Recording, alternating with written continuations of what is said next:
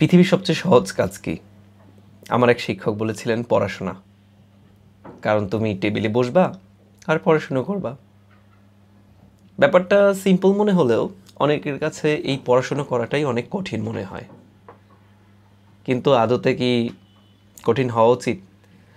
ধরেন আপনি চাকরি করতে গিয়েছেন, যে কোনো চাকরি, সরকারি হোক বেসরকারি হোক, সেখানে কিন্তু আপনাকে সর্বনিম্ন 8 ঘন্টা খাটাবে। আর কোন 8 ঘন্টা খাটাবে? একদম যে টাইমটায় আপনি অনেক বেশি এনার্জেটিক থাকেন, সকালবেলা থেকে শুরু হবে এবং আপনাকে সন্ধ্যায় ছেড়ে দিবে।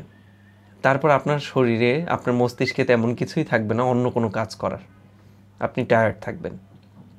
তো চিন্তা করে দেখেন, পড়াশোনা আমরা যখন করছি তখন আমরা রেস্টও নিতে পারছি, আমরা একটু হেঁটে বেড়াতেও পারছি, আমাদের কাছে ফ্রিডম আছে টাইম ম্যানেজ করার।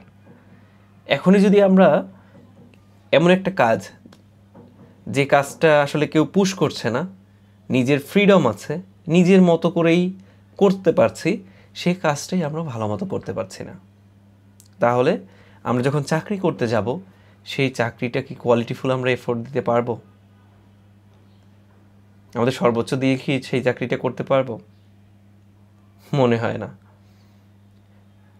পড়াশোনাতে সবচেয়ে বেশি জরুরি উইল পাওয়ার, যে আপনার ভিতরে কতটুকু আগুন আছে। এই জন্যই দেখবেন যাদের ব্রেকআপ হয়, যাদের ফ্যামিলিতে অনেক বেশি ক্রাইসিস, যাদের দিন আনতে পান্তা ফুরায়, তো ওরকম মানুষজনেরই পড়াশোনাটা খুব বেশি হয়। বিশ্ববিদ্যালয়গুলোতে খুঁজে দেখবেন বেশিরভাগই হচ্ছে গ্রাম থেকে আসা স্টুডেন্ট। কারণ এরা জানে যে আমি যদি এই সিচুয়েশন থেকে বের না হই, আমি যদি পড়াশুনো করে একটা ভালো প্রতিষ্ঠানে ভর্তি না হই, আমি জীবনে খুব ভালো কিছু করতে পারবো না। তো তারা অমানসিক পরিশ্রম করে, তারপরে বিশ্ববিদ্যালয়ে টিকে যায়। যারা একদম নাদুস নুদুস, যাদেরকে সব কিছু ধরে ধরে শেখাতে হয়, যাদের বাবা মায়ের অঢেল টাকা, তারা কিন্তু এই লাইনে আসে না, তারা প্রাইভেট বিশ্ববিদ্যালয়ে পড়াশোনা করে।